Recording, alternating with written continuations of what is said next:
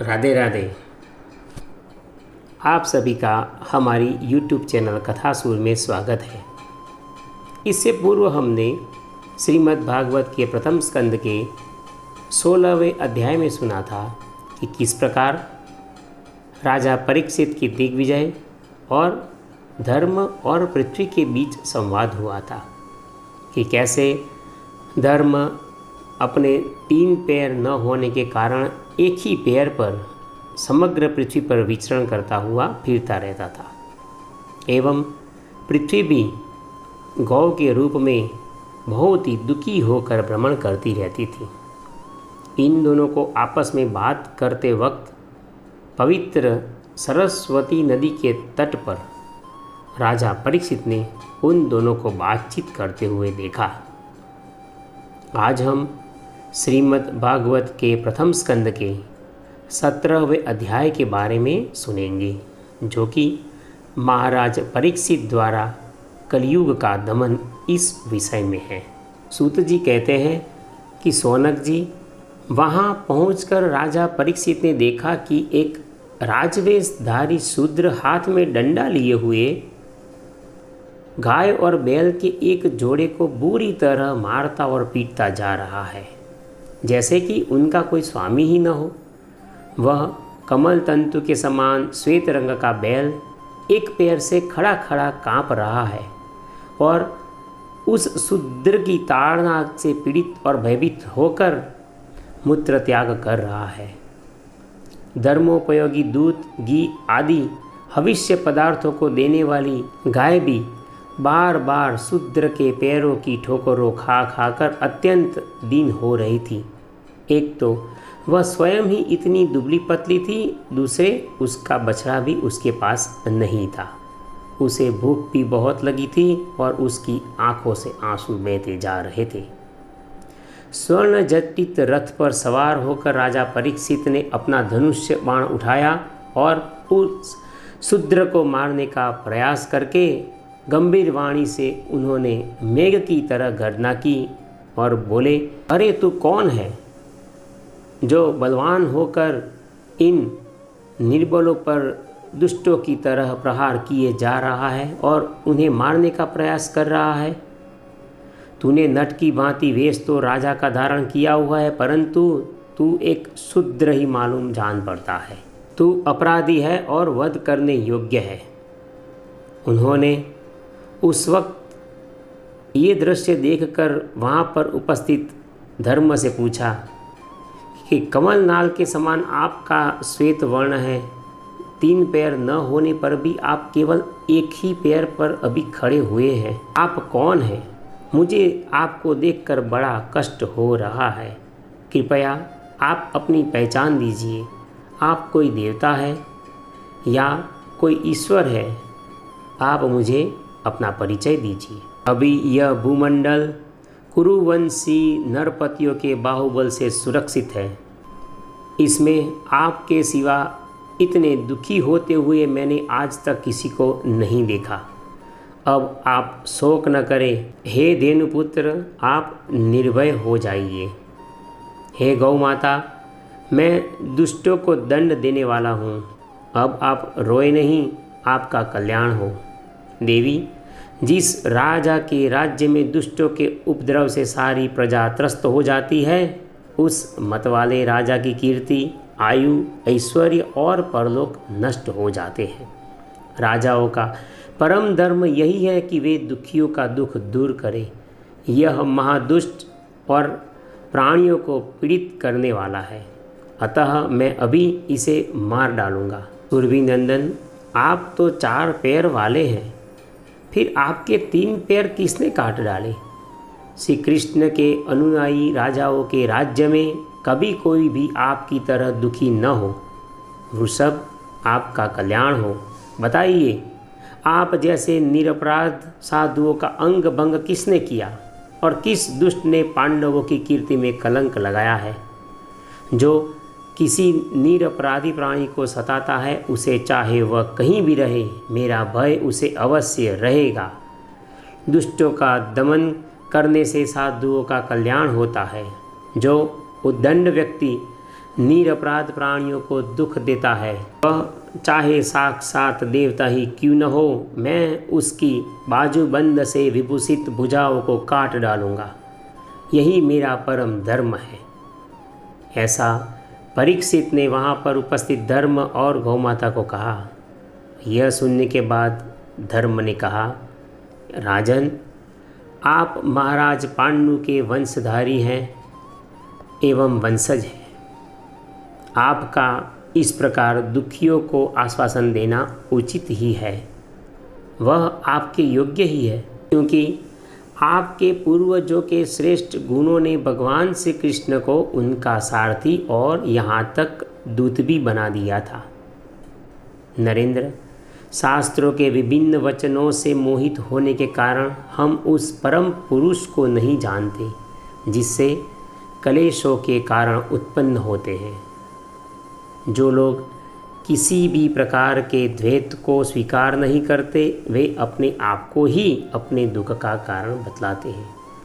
कोई कर्म को दुख का कारण बतलाता है, कुछ लोग स्वभाव को दुख का कारण बतलाते हैं, तो कई लोग ईश्वर को ही दुख का कारण बताते हैं। किन्हीं किन्हीं का ऐसा निश्चय है कि दुख का कोई तर्क ही नहीं है, वह तर्क के द्वारा नहीं जाना जा सकता और न वाणी के द्वारा बताया जा सकता। हे राजर्षि, अब इनमें कौन कौन सा मत ठीक है, यह आप अपनी बुद्धि से विचार करके बतलाइए। यह बात तर्क संगत थी, इसलिए परीक्षित भी महाज्ञानी होने के कारण समझ गए। इसलिए सूत जी यहाँ पर कहते हैं कि ऋषि श्रेष्ठ शौनक जी, धर्म का यह प्रवचन सुनकर सम्राट परीक्षित बहुत ही प्रसन्न हुए और उनका खेद मिट गया। उन्होंने शांतचित्त होकर उनसे कहा। परीक्षित ने कहा कि धर्म का तत्व जानने वाले वृषभदेव, आप धर्म का उपदेश कर रहे हैं। अवश्य ही आप वृषभ के रूप में स्वयं धर्म ही है। आपने अपने दुख को देने वाले का नाम इसलिए नहीं बतलाया कि अधर्म करने वाले को जो नरकादि प्राप्त होते हैं, वे ही चुगली करने वालों को भी मिलती है, उन्हें भी वही नरक में जाना पड़ता है। अथवा यही सिद्धांत निश्चित है कि प्राणियों के मन और वाणी से परमेश्वर की माया के स्वरूप का निरूपण नहीं किया जा सकता। धर्मदेव, सत्ययुग में आपके 4 चरण थे, तप, पवित्रता, दया और सत्य। इस समय अधर्म के अंश गर्व, आसक्ति और मद से 3 चरण नष्ट हो चुके हैं। अब आपका 4था चरण केवल सत्य ही बच रहा है। उसी के बल पर आप जी रहे हैं। असत्य से पुष्ट हुआ यह अधर्म रूप कलयुग उसे भी ग्रास कर लेना चाहता है। ये गौमाता साक्षात पृथ्वी है। भगवान ने इनका भारी बोझ उतार दिया था और ये उनके राशि राशि सौंदर्य बिखेरने वाले चरण चिन्हों से सर्वत्र उत्सवमयी हो गई थी। अब ये उनसे बिछड़ गई है।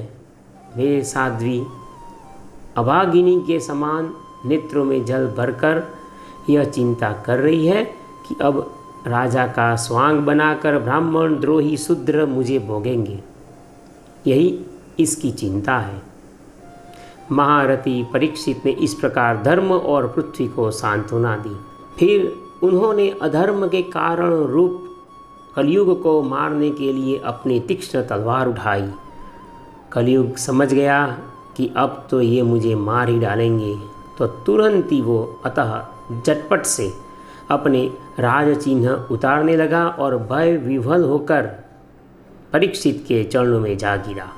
परीक्षित बड़े यशस्वी, दीनवत्सल और शरणागत रक्षक होने के कारण उन्होंने कलयुग को अपने पैरों पर पड़ा हुआ देखकर कृपा करके उसे मारा नहीं, अपितु हंसते हंसते उसे कहा। परीक्षित कहते हैं कि अब तू हाथ जोड़कर मेरी शरण में आ गया है। मैं भगवान श्री कृष्ण का परम भक्त हूँ और अर्जुन के यशस्वी वंश में जन्मे हुए किसी भी वीर से तुम्हें अब कोई भय नहीं है, परंतु तू अधर्म का सहायक है, इसलिए तुझे मेरे राज्य में रहने का बिल्कुल अधिकार नहीं है। तेरे राजाओं के शरीर में रहने से लोभ, झूठ, चोरी, दुष्टता, दरिद्रता, स्वधर्म त्याग, कपट, कलह और दम्भ आदि दूसरे पापों की बढ़ती हो रहती है। अतः अधर्म के साथी, इस ब्रह्मावर्त में तू एक क्षण के लिए भी मत ठहरना, क्योंकि यह धर्म और सत्य का निवास स्थान है। यहाँ पर लोग सत्यपरायण हैं, यहाँ पर लोग यज्ञपरायण हैं, क्योंकि एक क्षेत्र में यज्ञ विधि के जानने वाले महात्मा यज्ञों के द्वारा यज्ञ पुरुष भगवान की आराधना नित्य निरंतर करते हैं। वे सर्वात्मा भगवान वायु की भांति समस्त चराचर जगत में निवास करते हैं। सूत जी कहते हैं कि परीक्षित की यह बात सुनकर कलियुग थर थर कांपने लगा और इतना भयभीत हो चुका कि वह भयभीत होते होते परीक्षित से बोलने लगा। कलियुग ने कहा कि सार्वभौम, आपकी आज्ञा से जहाँ कहीं भी मैं देखता हूँ मुझे आप दिखाई पड़ते हैं। मुझे हर एक जगह हर एक क्षण आप हाथ में तलवार लिए हुए मेरा सिर काटने मेरे पीछे पड़ते हैं, ऐसा दृश्य मुझे हर बार दिखाई पड़ता है। हे धार्मिक शिरोमणि, आप मुझे वह स्थान बतलाइए जहाँ पर मैं आपकी आज्ञा का पालन करता हुआ स्थिर होकर निवास कर सकूं। यहाँ पर कली ने एक तर्क लगाया था कि किस प्रकार मैं परीक्षित के राज्य में प्रवेश कर लूँ और वहाँ पर स्थिर होकर निवास कर सकूँ, जबकि राजा परीक्षित बहुत यशस्वी और प्रतापी थे। सूत जी कहते हैं कि कलियुग वारंवार ये प्रार्थना करता जा रहा था, इसलिए कलियुग की प्रार्थना स्वीकार करके राजा परीक्षित ने उसे 4 स्थान दिए, और वे हैं धृत, मद्यपान, स्त्री संग और हिंसा। इन स्थानों में क्रमशः असत्य, मद, आसक्ति और निर्दयता, ये 4 प्रकार के अधर्म निवास करते हैं। उसने और भी स्थान मांगे कि हे प्रभु, आप मुझे कृपया और स्थान दीजिए। यह जो 4 स्थान है, इससे अतिरिक्त मुझे और स्थान आप दीजिए जहाँ पर मैं निवास कर सकूँ। तब समर्थ परीक्षित ने उसे रहने के लिए और एक स्थान दिया, और वह स्थान सुवर्ण था, जिसका यहाँ पर एक अर्थ धन भी होता है। इस प्रकार कलियुग के निवास के लिए 5 स्थान नियुक्त किए गए, जो कि झूठ, मद, काम, वैर और रजोगुण इस प्रकार थे। परीक्षित के दिए हुए इन्हीं 5 स्थानों में अधर्म का मूल कारण कली उनकी आज्ञाओं का पालन करता हुआ निवास करने लगा। इसलिए आत्म कल्याणकामी पुरुष को इन 5 स्थानों का सेवन कभी नहीं करना चाहिए।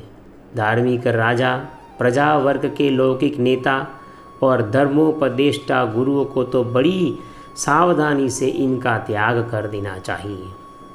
राजा परीक्षित ने इसके बाद वृषभ रूप धर्म के 3 चरण तपस्या, शौच और दया आदि जोड़ दिए और आश्वासन देकर पृथ्वी का भी संवर्धन किया।